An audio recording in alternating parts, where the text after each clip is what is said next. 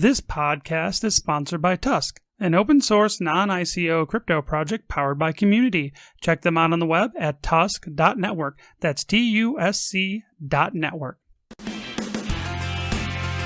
Rob McNealy program is the nexus of cryptocurrency, blockchain technology, and entrepreneurship. Now, welcome to the program. Hey folks, Rob McNealy here, and today we are talking to the CEO of CoinFlip ATM. His name is Daniel Polotsky. Daniel, how are you today? I'm doing great. Thank you so much for having me. Really appreciate it. Well, I'm really glad you have time to come on the show. I know it's been really hard, like with your schedule and my schedule lately, to connect. So I'm glad we're finally able to do it. But I think that's a lot, due to the fact that you guys are growing kind of like weeds right now out there. So let's just jump into that. So tell me a little bit about what is CoinFlip ATM? I mean, CoinFlip is, I'd like to say, the world's largest Bitcoin ATM network by volume. We have close to 800 Bitcoin ATM locations. We're growing it. We're trying to put down 20 to 25 ATMs per week. We're trying to hopefully move into other regions. Like, we're already in almost all 50 states. There's a few left to go. We want to maybe even make it out to other countries as well, like more in the distant future. And, we're kind of also just trying to be an easy way for people to obtain Bitcoin, like the easiest possible way, just get in, get out, get your Bitcoin, convenient, can speak to somebody 24/7, kind of like the old fashioned way. It's like very hard to even like companies like Uber these days, like they don't have 24/7 customer service where you can call someone and they can pick up. So we try to have that. We understand that Bitcoin is hard to understand for a lot of people, and we want to make it as easy and friendly as possible. So that's what we're out to do. We're trying to get Bitcoin in as many hands as possible. And we also have other options to do that now too. Like, we do credit cards online, and we also have CoinFlip Preferred, which we recently launched, which is like a wire transfer service. And you get the Bitcoin same day. You get to talk to a person in real life. And we're just really all about that experience to try to make Bitcoin as friendly as possible. So when did you guys launch the company? The company was launched in 2015. So we've probably been around, so 5 years. Did you guys bootstrap or did you guys get investors? Yeah, we've never gotten any outside funding. It's been pretty crazy. So I don't know. I didn't expect that to be the case, but that's just how it worked out. It obviously was a popular service. I kind of at the beginning, just kind of put down one ATM, and then, once it made some money, I put down another. I didn't swing for the fences immediately. I want to make sure it was something that works. Cause I am a dreamer or whatever, entrepreneur, but I'm also kind of risk averse, even though I obviously do take risks, but I want to hit singles rather than home runs, let's put it that way. Well, I think that you actually just illustrated something that's real important about entrepreneurs. And I'm an entrepreneur. I've been around entrepreneurs for a long time. Is that I think there's this misinformation out there, right? Everybody's like, oh, I could never be an entrepreneur because of the risks. And I'm just like, I think you got it backwards. I personally think that employees actually have more risk than entrepreneurs do. And it's I think they got it backwards, because when you're an entrepreneur, right, you really are kind of risk adverse. But what that means is, at least as far as I see it, is that you're going out and you're going to take very determined, well thought out risks, not haphazard ones. Whereas, and you have all the information. Whereas I think a lot of employees, they don't know what condition the company's in. They don't know, if they're going to get laid off tomorrow, because Exactly. They don't have all that information, right? Yeah. And so to me, I think that's way more risky, because you don't know, because your bosses, let's just be honest, right? If you're going to go under, the bosses are going to tell you last that the business is hurting, because they want you to if you have a family, whatever, what have you, you need to adapt quick. It's not easy. It's not easy. Yeah. Sure. It's not, and you know, I've been an entrepreneur for a long time, and it's funny because like I'm like people are like, oh, you must have so much risk, and I'm like, it's not about being risky, right? It's about, yes, we do take risks, but they're incredibly calculated risks, Yeah. And they're and like what, short, you know, like you don't have to buy, you know, like you don't have to necessarily, like for example, in my case, like you don't have to necessarily like raise $3 million and buy 200 machines only to find right. out it doesn't work. Like, you know, just like put down one machine, find out this is kind of like not really going anywhere. No one's really picking up on it. Maybe like stick it out for a bit. Obviously, don't quit right away, but like on a small scale, if it Test. doesn't work, then you haven't thrown away, you know, millions of dollars, which I guess is easier in today's society because there's like a lot of venture funding available and what have you. But still, Oh, well, you know that I don't understand because you know I'm old, so yeah, I'm almost 50 now, and I've been a almost self-sufficient 50. entrepreneur. I thought you were like 40. I'm 48. I just turned 48 a couple weeks Wow, ago. look So great. last month. Yeah, thanks. It's crazy. Yeah, I got married 20 years, 4 kids. So I'm an old fart. But I've been a self-sufficient entrepreneur for 15 years, meaning that I've been able to fully make a living as an entrepreneur for 15 years. But I've been an entrepreneur probably for 10 years past that, you know, like Yeah, where you try something and fail. And I find like this same way, right? You test.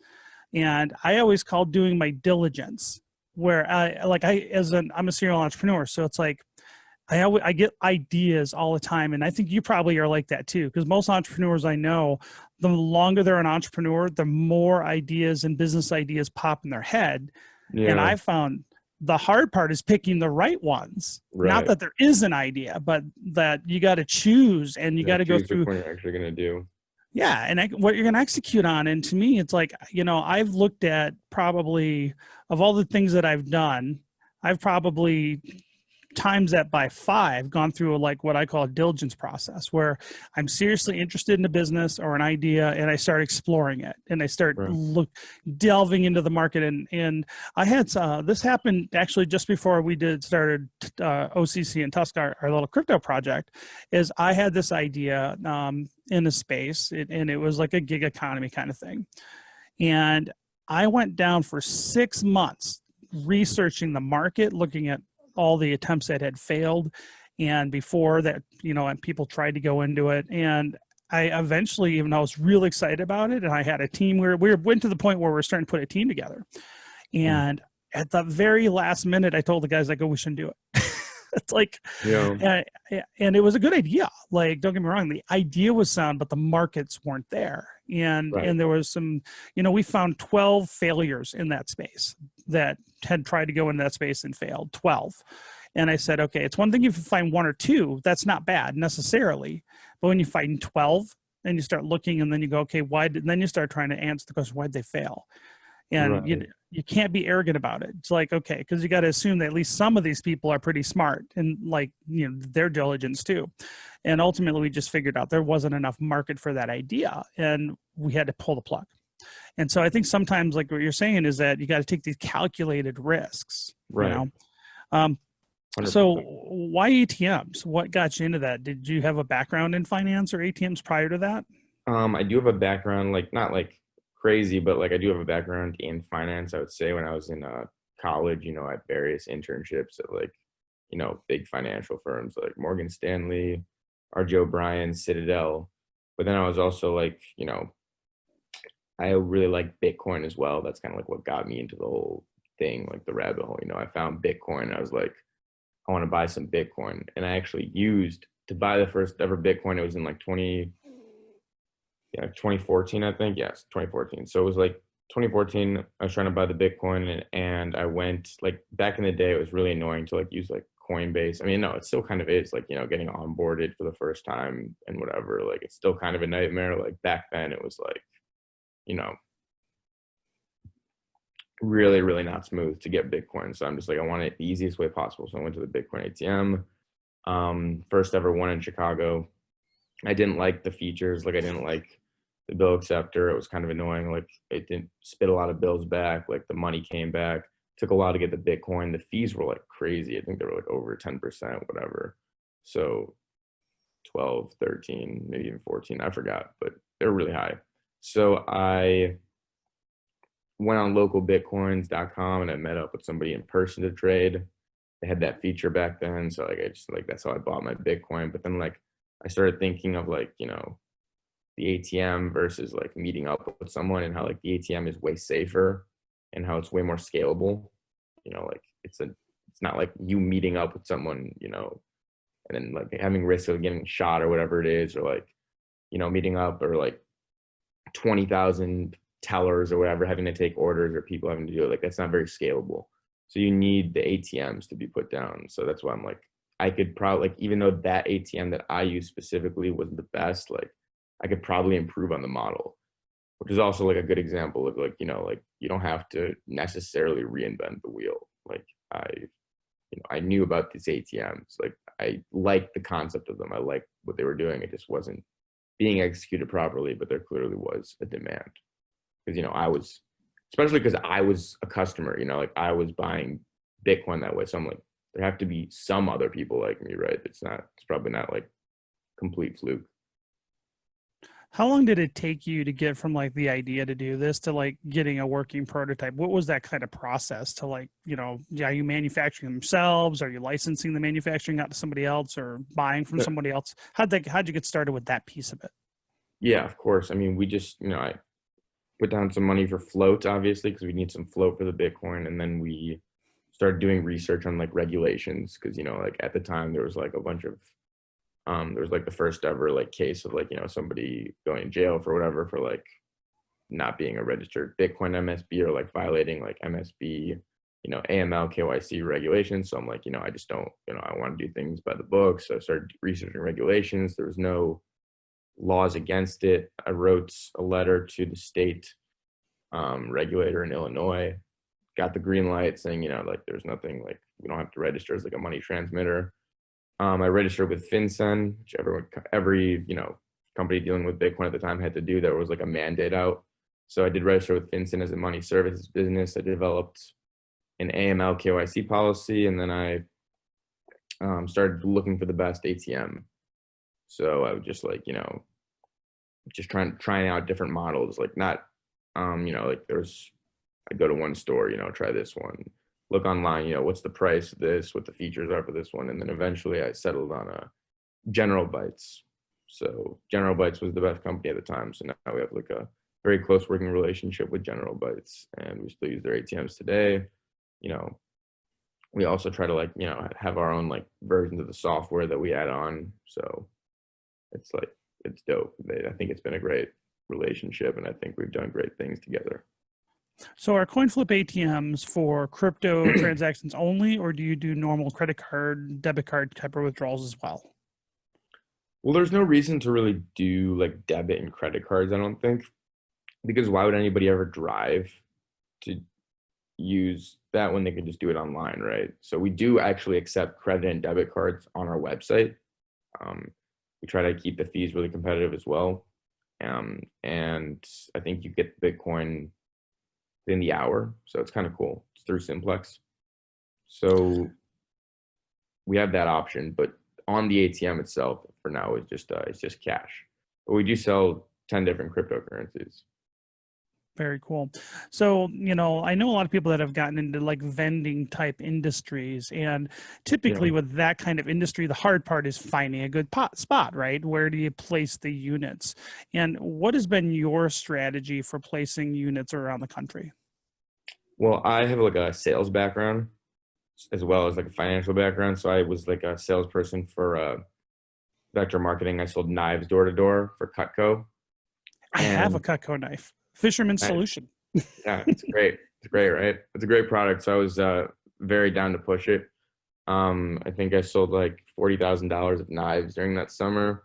And then I also Wow. was like a salesperson. Yeah, I finished like 42nd in the country. And then there was like another time there was like for Uber when they were just getting started. I mean, they weren't just getting started. It was like 2014, 2015. Like they were definitely around, but they wanted more college people to get involved. So in college, I was just like hired to onboard people. So I would just like, you know, post in Facebook groups, like do all this other like guerrilla marketing, get people to sign up for Uber. And so I finished like, I think first in the Midwest for that campaign. So I was like always into sales, you know, I liked sales. So I kind of use my experience of like how to sell from like, what my managers had previously taught me. And I kind of like molded that in my approach to talking to stores.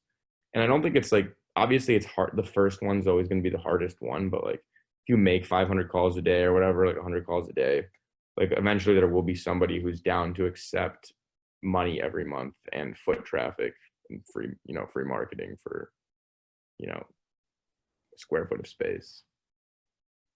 So how are they managed? Like It's all, somebody has to go put money in, pull money out. How do you handle that? we have a whole operations department, like a whole cash logistics, armored operations department that always keeps track of where our cash is. We work with obviously the biggest armored car carriers in the country, and we also have like some smaller ones as well. So we have a whole network of people that pick up the cash and take it to our different vaults across the country. So it's a whole like logistical operation now. So the question is, I've talked to other people who have tried to do the crypto ATM kind of business, and they're either struggling, and I know of a couple, and you probably do too, that never got off the ground, or Right. going out of business. What are you doing differently that's making you guys more successful, you think? We are working incredibly hard. I think that we're all a bit younger, so we're maybe a little bit more forward thinking. We never got any outside funding, so we're just super efficient in everything we do. So we've been able to like bootstrap, so we have that mindset. So we don't really have as much fat as maybe some of these other companies. We charge the lowest fees. We just try to do the right thing every day, and we hire incredibly talented people. I just have a lot of my friends from a past life, or like people I know from like working environments that I know are talented, either from school, from Northwestern, from Deerfield, from other networking events, whatever it is. But like people I know that will do a good job, and I think we've been able to bring them in because they like respect what we're doing. So what do you look for in a location? Say when you're placing one, what kind of requirements do you have for, like, say, if a store owner, for instance? What would you want the store to be like? Do you have like a minimum amount of volume they have to do a month, or how does that look? No, I mean, we are like, the machines do well pretty much everywhere. I mean, obviously there will always be some locations that are worse, some that are better, but there's always a demand for them. We're just mainly looking for, some place with good parking, some place with good security, like a gas station, some place, it's easily accessible. We look for gas stations, liquor stores, convenience stores, some small end restaurants. So any place that people are comfortable going to and can go and have good security and people can access, as often as possible, that's the spot I'm going for. We also pay anyone who does want to find locations for us. We pay them upfront and a residual based on the amount that the machine does. So that's always an option. We need to talk off the air. Yeah, I got an idea. works for me. But I think it's really interesting, and I think that one of the things is on and off ramps are really hard, especially in the United States right now, and it sucks right now, and I look at it from being inside the industry too, is like, trying to do things legally in the U.S. is hard. I mean, it really is, Yeah. and people don't understand the amount of regulation involved with trying to do things the right way, kind of thing, 100%. and it's been pretty nuts. So where do you think the future of crypto is going to be? Do you think it's Bitcoin? Do you think other altcoins are going to be leading the way? DeFi? I don't have to hold you to this or anything. I'm just curious. Yeah. I like to talk to other people and see what course. they're seeing is going on, because you're dealing with real customers, you're dealing with real people every day, and that's why I think you probably have some unique insights there. Yeah. On the retail side, Bitcoin is king, by far. I can tell you that much for sure. So as of now, I think that Bitcoin has a very bright future ahead of it. Just simply, I mean, not simply because, but partly because of its first mover advantage. I think a lot of these other cool ideas from these other networks, it can kind of like layer on top of, like, there's like whatever, the Lightning Network, to make it quicker. So I think that Bitcoin, for the foreseeable future, I think will be the king. I think it's kind of like the most slow changing, kind of like most resistant to censorship, most decentralized coin right now. And I don't see that changing anytime soon. That being said, nothing is forever. So it's got to be, the only thing that's the caveat is it's got to be like 10 times better than Bitcoin. Like it can't just be something that's like, 1.1 times better, or like, like just slightly faster or slightly this or slightly that. Like it has to be something that like people really want to like switch their infrastructure over to. Like there's kind of like that network effect. Like you see it all the time in businesses too. Like they all use Windows computers and they all use Microsoft and they all use Excel, and that's what they use. And that happens year after year after year, even if it's not necessarily the best product out there, but that's how it's been. That's how it is. But slowly they change. It's like VHS and beta, right? I always tell people that it's not the best product that wins, but generally the best marketed product that wins typically in some of those battles. And, it's just the way it is. Unfortunately, I always tell people, and I get a lot of crap for this, but I say that, the winning cryptos, whatever the winning means, but probably in the future, the most popular cryptos will be the best marketed cryptos going forward. The ones that solve, I adopted this or coined this term saying closing that last mile of crypto adoption. The ones that figure out how to stimulate the actual demand on the consumer end. And I think whatever those projects are going to be the ones that rise to the top eventually. Because speculation can't drive everything forever. Eventually, there's got to be a customer involved, is how I see it. So, 100%. Daniel. Well, cool. Well, Daniel, where can people find out more about CoinFlip? Just go to our website, coinflip.tech. There are plenty of opportunities on there. You can use our CoinFlip preferred service, get Bitcoin the same day. You can refer other people to the service. You can refer people to our ATMs. You can help sell ATMs for us. We have countless ways to engage the community to work together and, make money doing it and helping everyone get Bitcoin. So that's what I got to say. Daniel, thank you so much for coming on the show today. I really appreciate your time. I appreciate your time. Thank you for listening to the Rob McNealy program. Make sure you check us out on the web at robmcnealy.com and subscribe to our podcast at YouTube, iTunes, and on the Google Play Store.